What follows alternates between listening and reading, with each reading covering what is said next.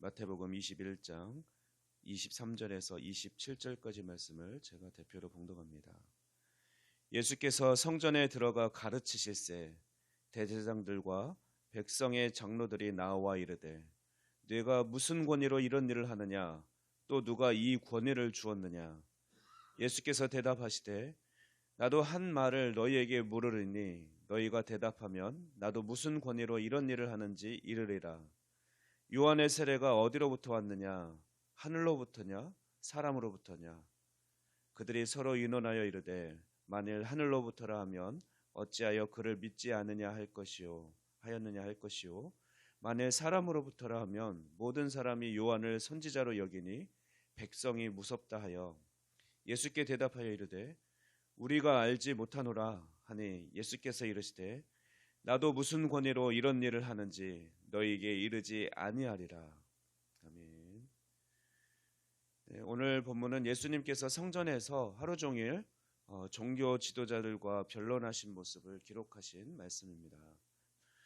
베다니 나사로의 집에 머무셨던 예수님은 둘째 날 12제자들과 함께 성전에 오셔서 성전을 정화하는 일을 하셨습니다. 그러면서 성전이 만민의 기도하는 집임을 가르치셨습니다. 그리고 이제 세 번째 날 성전에서 사람들을 가르치고 계셨습니다. 그때 제사장들과 서기관들 그리고 장로들 비롯한 다양한 종교 지도자들이 와서 예수님을 모함하려고 여러 가지 질문으로 예수님을 당혹해 합니다.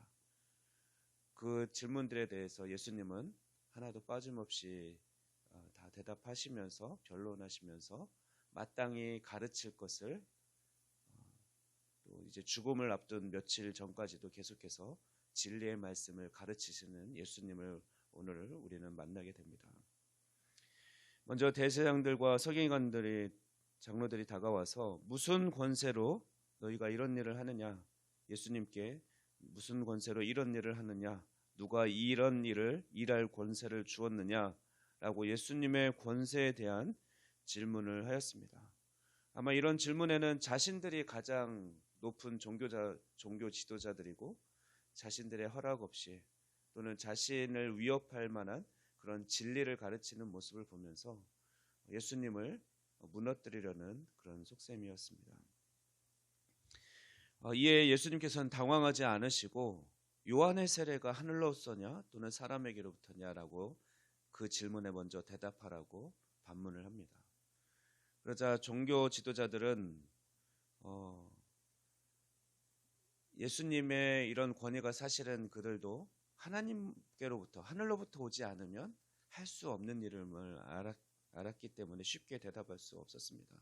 특별히 예수님께서 하신 요한에 대한 질문 역시 마찬가지였을 것입니다.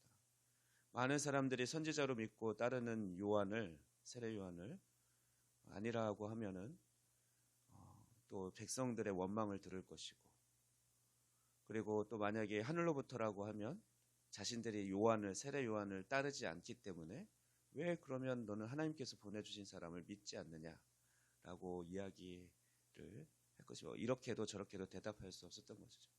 그런데 예수님에 대한 대답도 마찬가지였습니다. 예수님의 권위가 하늘로부터 왔다라고 말하면 당연히 예수님을 믿고 따라야 되는 것이고 그렇지 않다 그러면 지금 예수님 앞에 모여서 진리의 말씀을 듣고 있는 수많은 백성들 또 그동안 수많은 군중들 호산나 외치며 예수님을 맞이했던 수많은 백성들 앞에 자신들이 사실 할 말이 없어지는 것입니다.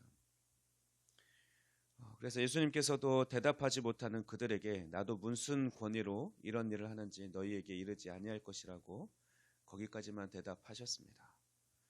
본문을 함께 오늘 본문으로 읽지는 않았지만 21장과 22장 말씀을 계속 살펴보면 예수님께서는 대답하지 못하는 종교 지도자들에게 또 세 가지 비유를 들어서 말씀하십니다. 두 아들의 비유, 또 악한 농부의 비유, 또 혼인잔치 비유 세 가지 비유를 통해서 종교 지도자들을 책망하고 계시는 것이죠. 그러자 서기관들과 대제사장들은 세 가지 비유가 자신들을 가리킨다는 것을 알고 분하게 여기며 예수님을 잡으려고 합니다. 그러나 백성들이 두려워서 당장은 그렇게 하지 못합니다.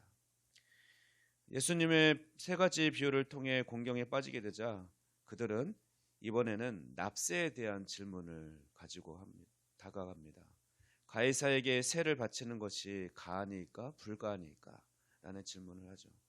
이 질문 역시 예수님을 공경에 빠뜨리기 위한 질문이었습니다. 그러나 예수님은 가이사의 것은 가이사에게, 하나님의 것은 하나님께 바치라고 대답하셨습니다.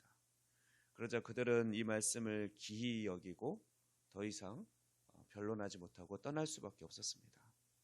그런데 계속해서 말씀을 읽어가다 보면 이것이 끝이 아니었다는 것을 알 수 있습니다. 종교 지도자들이 떠나자 이번에는 부활이 없다라고 주장하는 사두개인들이 와서 예수님을 곤경에 빠뜨리려고 일곱 형제들이 다 취한 한 여인을 부활할 때는 누구의 아내가 될 것인가라는 바로 계대 결혼 제도와 관련된 질문을 합니다. 예수님은 출애굽기 3장 6절 말씀을 인용해서 그들의 생각을 깨우쳐 줍니다. 그들의 생각에는 천국에서도 지금 이 땅에서의 모습과 또는 이 땅에서의 결혼 제도와 같을 것이라고 생각했던 것이죠. 그것을 깨우쳐 주셨습니다.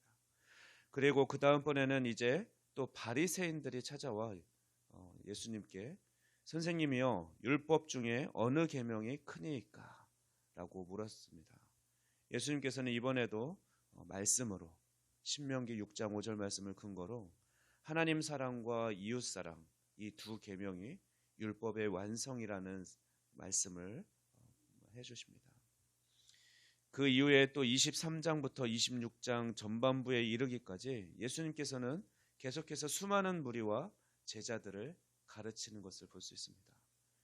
예수님께서는 이렇게 많은 논쟁과 가르침 후에 비로소 성전을 떠나 감난산으로 향하게 됩니다. 사랑하는 성도 여러분, 예수님께서는 십자가를 지실 날이 며칠 남지 않았음에도 끝까지 많은 무리들, 많은 대상에게 말씀을 가르쳐 주셨습니다. 그렇다면 예수님께서 죽음을 며칠 앞둔 시점에서도 이렇게 말씀으로 사람들을 가르치신 이유가 무엇이겠습니까? 아마도 자신을 해하려고 시비 걸어오는 그 사람들이든 또 무지 중에 있는 군중들이든 한 사람이라도 더 진리의 말씀을 깨닫게 하기를 원하셨기 때문입니다. 예수님은 한 사람이라도 더 진리 가운데로 더 나아오기를 간절히 원하셨던 것이죠. 이제 말씀을 정리합니다. 예루살렘에 입성한 셋째 날 예수님은 한 사람에게도 더 진리의 말씀을 깨우치고 싶어 하셨습니다. 그래서 십자가를 지시기 전까지 바로 진리의 말씀을 가르치는 일에 열심히셨습니다. 그리고 예수님은 자신을 공격해오는 수많은 사람들을 하나님의 말씀으로 대답하시며 그들의 공격을 무력화시켰습니다. 그러므로 우리는 예수님께서 십자가 죽음을 앞둔 상황에서도 한 사람에게 한 말씀이라도 더 가르치시려고 했던 그 마음을 깨달아서 우리는 오늘도 늘 진리의 말씀을 배우고 또 가르치는 일에 힘써야 할 것입니다. 하나님의 말씀이 참된 진리임을 확신하고 오늘도 하나님의 말씀을 사모함으로 하나님의 말씀만 붙들고 또 깊이 묵상하며 살아가는 저와 여러분이 되기를 소망합니다. 기도하겠습니다. 생명의 주인이시며 생사화복을 주관하시는 하나님 감사합니다. 오늘도 하루를 시작하며 말씀과 기도로 시작하게 하시니 감사합니다. 오늘도 예수님의 마음을 깨달았으니 하나님의 말씀을 소중히 여기고 하나님의 말씀만 의지하며 또 말씀만 붙들고 살아가는 우리가 되게 하여 주시옵소서. 오늘도 우리를 위협하고 미혹하는 비진리들로부터 우리를 보호하여 주셔서 우리가 오직 하나님의 말씀의 검으로 승리하는 우리 모두가 되게 하여 주시옵소서. 우리와 늘 함께하기를 원하시는 우리 주 예수 그리스도의 이름으로 기도하옵나이다. 아멘.